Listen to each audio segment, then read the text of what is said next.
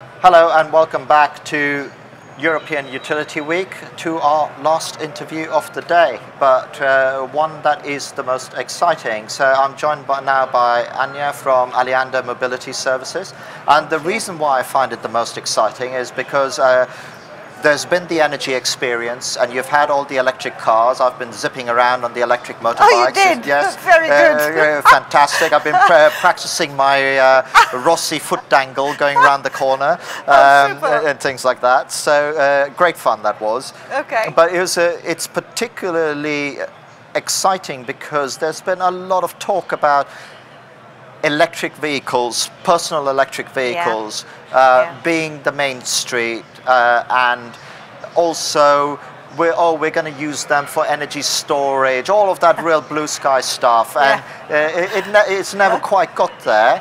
But where are we now? If I ask you a market question, where are we now in that conversation in terms of the electric mobility, electric cars? Okay. Well, that depends highly on what market you are looking at. If you look at the Dutch market, I think we have seen an enormous uptake over the last year for electric cars. We have grown from basically about 8,000 to, by the end of this year, 25,000 cars on the streets in the Netherlands.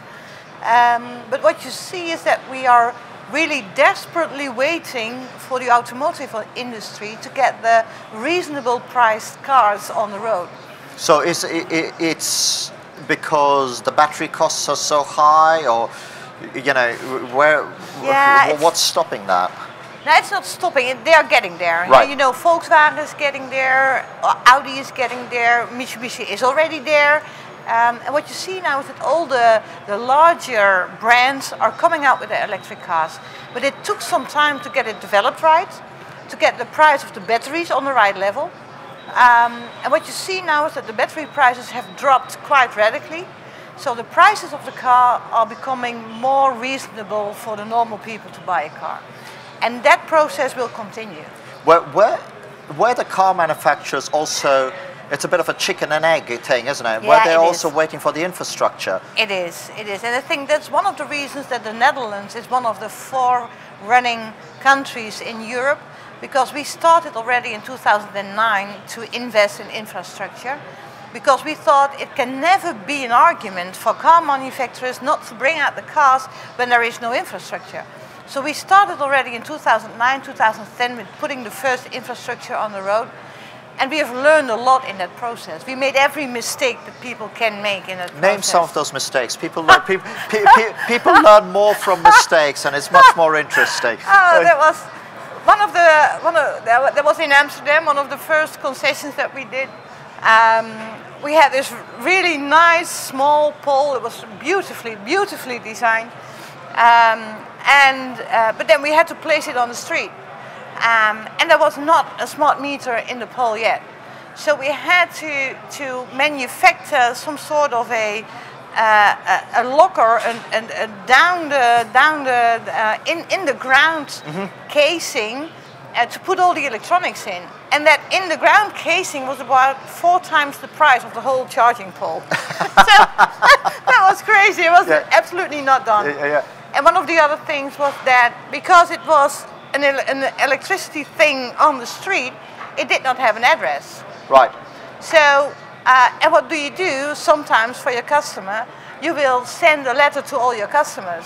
Yes. But that pole did not have an address, did not have a customer, but we always wanted to send letters to that pole. So that pole got letters, and then the mailman came and wanted to put the letter into the pole, but it didn't function. Oh, what those a great type story. of stupid mistakes we made. Yeah. But when you're doing something for the first time, that's what happens. Okay. It's okay. It's okay. So, where are you guys now in terms of that infrastructure? Are you just is it Amsterdam, or is it the whole of the Netherlands now, or where? Well, we are now, we have just started Alliander Mobility Services as a new market partner for both municipalities, for businesses, for everybody who wants to have charging infrastructure and services in the public and semi-public domain. So wherever you park your car, automatically at work, when you do your shoppings, when you want to go to a certain place for a night over or for a meeting, everywhere where you park your car, there should be sufficient charging infrastructure. And that's where we're aiming, not only for the Netherlands, but also for Belgium and for Germany. Because, and that's quite natural, the Dutch love to drive their cars, and they do not stop at the border. So they, of course, drive their cars into Germany, into Belgium.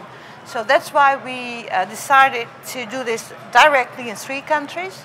So we also help the German municipalities and the German business centers to set up the infrastructure and the services that needs to be there in order for people with an electric car to make the charging infrastructure available, easy to use, and everywhere. So with just one charging pass or one subscription, you should be able to charge everywhere. Right. Whether you are in Amsterdam or in Berlin or in Brussels or somewhere in between, you should be able to charge everywhere. So that's our mission, and that's what we are working at. And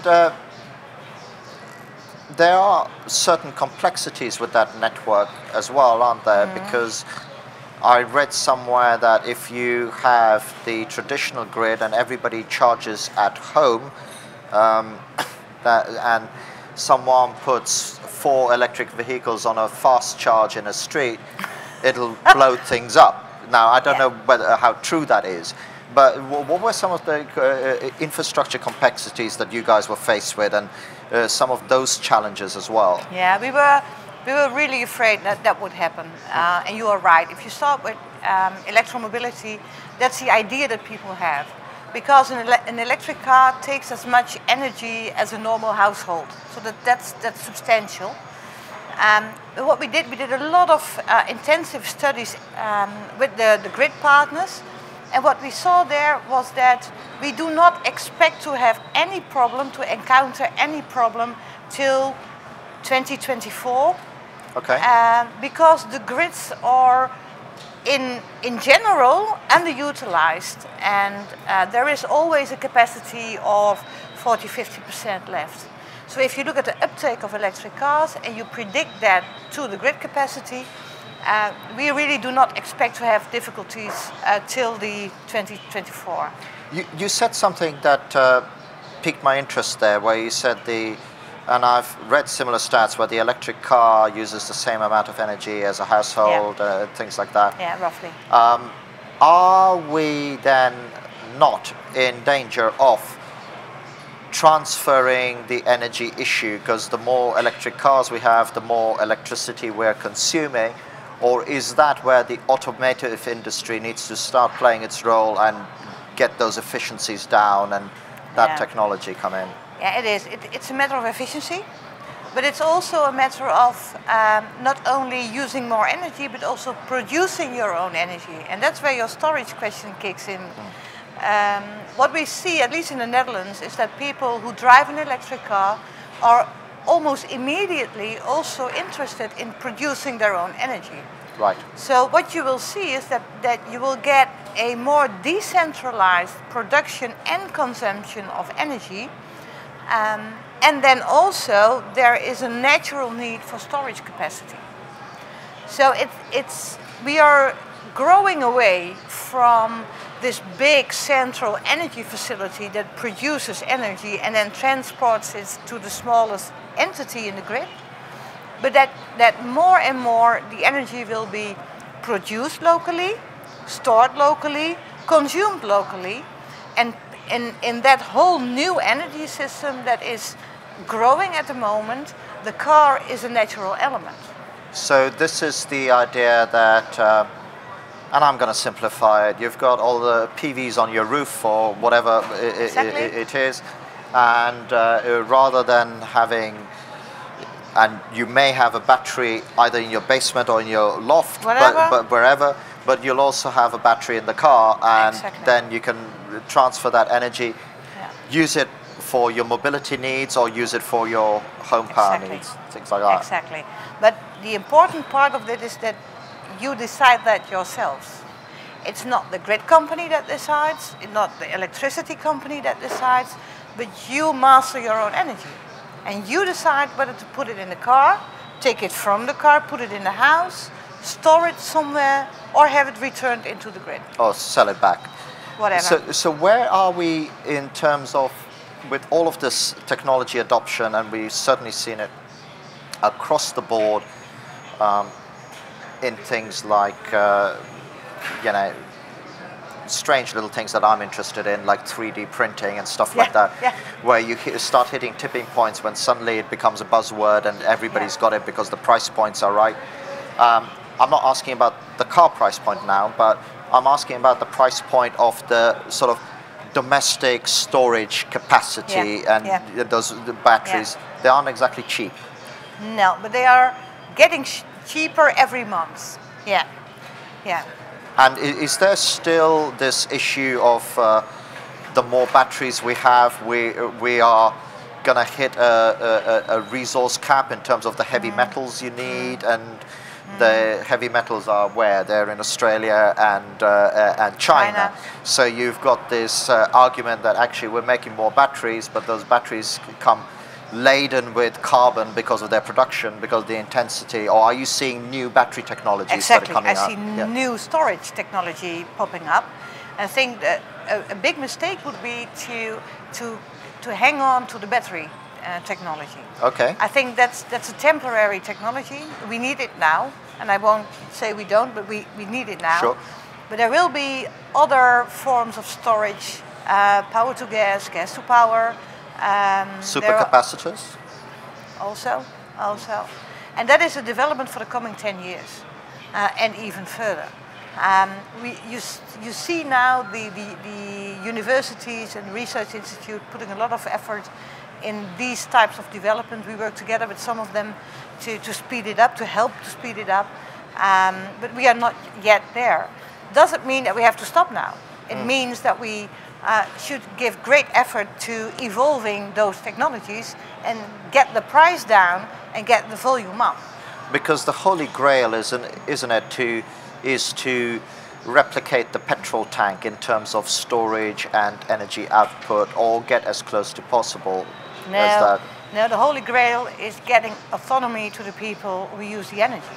That's the holy grail. And at the right price point, so they can afford it. And at the right price point, absolutely.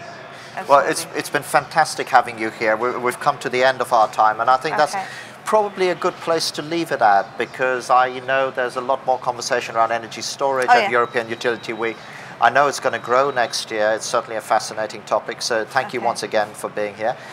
Thank you as well for watching. As I said, a lot of these presentations, in fact all of the conference presentations as well, are available on Engerati. So there are things that were mentioned in this interview. If you want to relive the presentations, go ahead and do so. You just need to register. That's the only payment you need to make. You need to let us know who you are. I hope you've enjoyed this coverage of European Utility Week. We certainly have as well. Absolutely. And my thanks to our last guest, and thank you for watching. Thank you.